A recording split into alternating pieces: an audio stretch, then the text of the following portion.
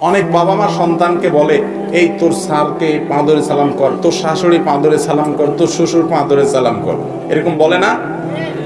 আমার একটা ছোট্ট প্রশ্ন আছে, সেটা হলো সালামের দুইটা পার্ট, একটা হলো সালাম দেওয়া আর একটা হলো সালামের জবাব দেওয়া, ঠিক না বেঠিক? কোরআনে আল্লাহ তাআলা বলেছেন, ওয়াইদা হাইয়িতুম বিতাহিয়াতিন ফাহাইয়ু বিআহসানা মিনহা আও রুদ্দুহা। কেউ যদি তোমাকে সালাম দেয়, যতটুকু বলে সে সালাম দেয় তুমি তার চাইতে আরো একটু বাড়ায় বলবা।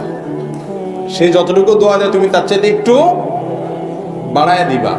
এখন মনে করেন আপনি আপনার শ্বশুরের পাও ধরে সালাম করলেন, সালাম যদি হয় পাও ধরে সালাম করা, তাহলে শ্বশুরের সালামের কি দিতে হবে? জবাব। তাহলে শ্বশুর কি ধরবে?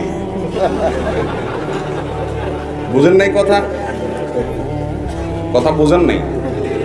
সালাম দিলে সালামের জবাব দেওয়া ওয়াজিব। সালাম দিলে সালামের জবাব দেওয়া কি রে ভাই? ওয়াজিব।